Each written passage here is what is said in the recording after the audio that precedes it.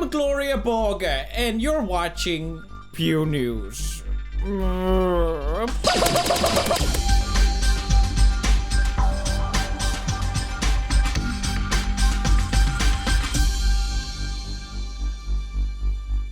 Good evening, I'm Gloria Borga. Today we have a lot of news to discuss, so let's just jump. Anyway, our first story comes from Johnny D. Luckily, as we reported last week, Johnny D was hospitalized because he suffered from pneumonia. Johnny is now back, he's looking better, and he made a response video. They do not choose to show yourself on YouTube like I do. They're very good. I wish I was good as them. If you come to my town, I'll show you where to go. I'll show you where you can see the best rappers, the best singers in the city. This is so sweet. He will show you, if you're in his town, Johnny D invites you to show his favorite rapper. It's wonderful to see, first of all, how much support you guys sent to the GoFundMe page. It hit the goal, $15,000. An amazing effort. Good job, everyone. I'm really proud to see how empathetic and heartwarming this community of Squad Fam can be. And it's really nice to see Johnny D just genuinely being grateful in return. Next news. This week, a female empowerment movement was announced, and it's called Bully Hunters. And as soon as I heard about Bully Hunter initiative, I thought to myself, there is just no way this could go wrong whatsoever. This is not gonna end up like another train wreck. How is this real? 2018 is just wonderful. It just keeps on giving. So the idea behind Bully Hunters is that to stop harassment in games, specifically Counter-Strike or CSGO, you can call upon a bully hunter that will then join your game and kill the bully in the game. They display this in the most hilariously awkward and most scripted way I've ever seen. Now, our bully hunter has asked the Rosethorn live in-game who is harassing her, and our victim then immediately replied. Let's zoom in again on the bottom left-hand corner. Now, you see there, the tool connected these two, a victim with a bully hunter. Okay, so now Bully Hunter 77 knows the name of the harasser, and she is ready to take action. Now we are going to switch over to Bully Hunter 77 screen to watch the hunt. Cut to that feed, please, and play it. So we are watching our bully hunter. She knows who the harasser is, and she is on the hunt. You can still hear the harassment in the background. It doesn't stop. So now Bully Hunter 77 is looking for the harasser. And it looks like she's going to use her knife, folks. And there it is, just pause right there. Let's back up and see that again. A brilliant knife move, very difficult. Very difficult, that's right. Knifing someone back in CSGO while they're standing still or probably have left their computer. It's one of the most difficult moves of all time. This is supposed to stop harassment, everyone. This is what their idea. Even if this wasn't completely fake and staged, it's still a terrible idea. See in the lower left-hand corner, let's pause that and zoom into that. Our bully hunter left the calling card message to the harasser. Harassment is not a game. bullyhunters.org. We sure showed him, everyone. Love the Wii music that they added. We've been cleansed from the bullies. The harassment has been taken care of. This fixes all the problems. Now let's see exactly how a bully hunt works. This is our casual gamer, Pinklight23, who has been harassed in-game. Hey, Pinklight23, what you're gonna do is you're gonna sit here and play Counter-Strike, and when the light shows at you, that means you've been harassed. So be sure to maybe show some sort of emotion. You can cry if you want to. Now let's see how she used our global tool to call a bully hunter. They have an audience reacting to it. Do they not understand that this illegitimizes their whole point? If their goal is to show that harassment is real, which I'm not denying, by the way, they just create the opposite effect. Now, if you're not for some reason sure that this is fake, basically they even discovered that Bully Hunter 77 is the same person that was being bullied. They literally just changed the name on the Steam profile, which you can see by looking at them. And it's just so laughably bad. It reminds me of so many times I work with agencies, especially back in the past, where they are just so extremely tone deaf to what is a good idea and what is not a good idea, because they never actually made anything online, so they don't know how people are going to perceive these sort of things. And this is just one of those ideas that for some reason no one said no to. SteelSeries was one of the brands that was involved, and when they got called out on all of this, their response was, if the only thing that comes of this is a conversation around the topic, then we feel it is still a step in the right direction. Stop. We need to... I'm tired of hearing this argument. If only we did one step for women, then it's a step that is worth taking.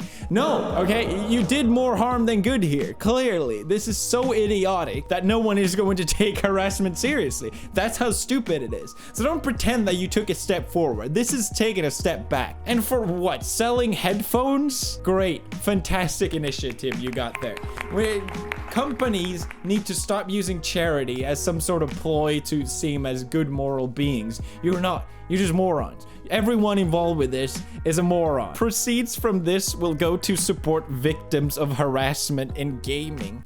What does that mean? Who could that possibly go to?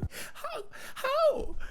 I am a victim of harassment in gaming, okay? Can I please have some of the SteelSeries money? I could really use this. One of the hosts involved tweeted out that it was never supposed to be taken as happening live. Here's the script. Oh, okay, so because you shared the script, that means all of a sudden that it wasn't supposed to be scripted, right? Oh my god. I can't begin to count the hours I've spent gaming online. In that time, I have seen every imaginable sort of harassment and threatening language.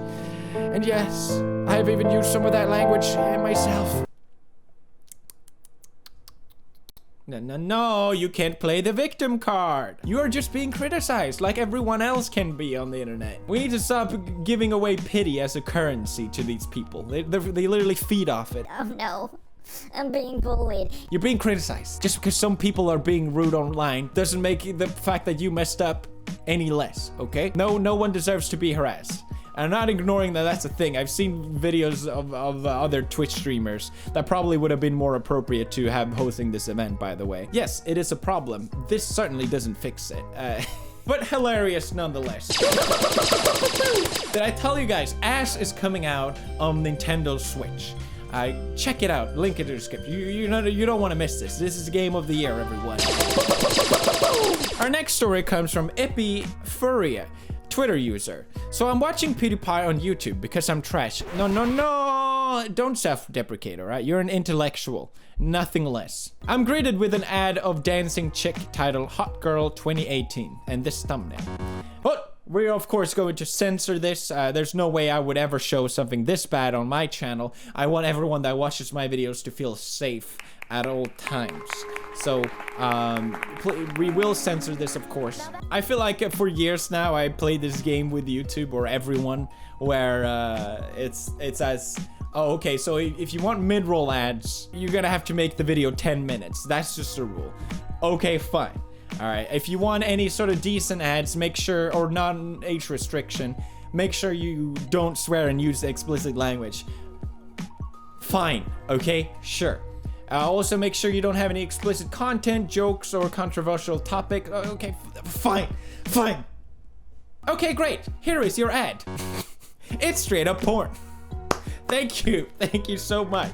Now, I noticed my CPM dropping a few weeks ago, and I try to understand why this happened. That's why I especially try to really cut down on swearing and this sort of thing. Hasn't done anything at all. And then you see these ads show up, and it's pretty damn frustrating. It really feels like a slap in the face. YouTube responded and took down this ad very quickly, which I commend them for. Thank you for doing that. But there was the same thing going on last week. There was like a vagina in one of my thumbnails of an ad, and it's just like, why? How is this happening? How far is this gonna stretch? How far is this gonna go? Anyway, next news, everybody.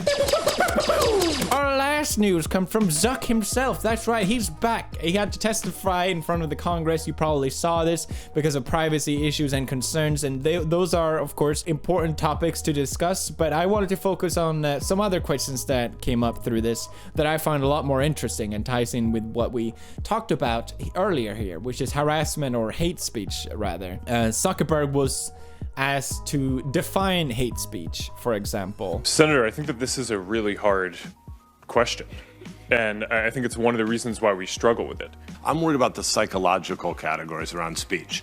40% of Americans under age 35 tell pollsters they think the First Amendment is dangerous because you might use your freedom to say something that hurts somebody else's feelings. As we're able to technologically shift, especially having AI proactively look at content, I think that that's going to create massive questions for society about what obligations we want to require companies to. Yeah, you're right, Zuck. The AI determination of what's harmful content has really worked out really well here over on YouTube. So I don't see any problem with that. Their social media platforms are not neutral platforms, but bear some responsibility for the content.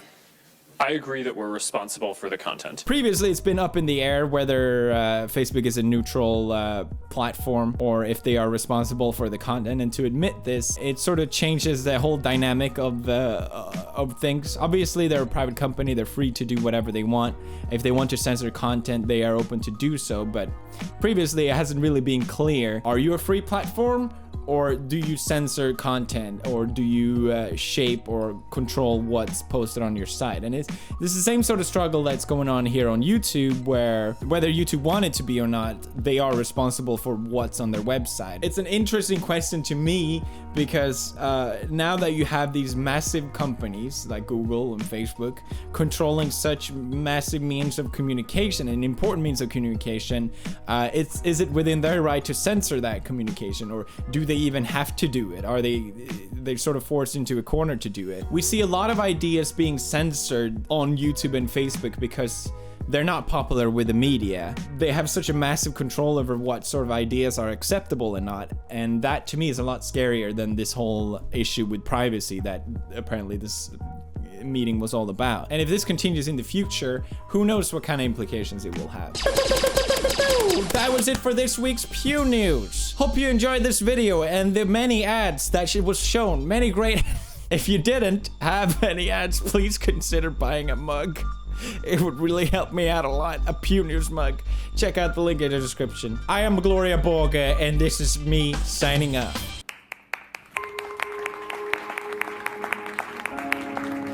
Now that's what this is all about. Removing harassment from gaming. Harassment has no place here.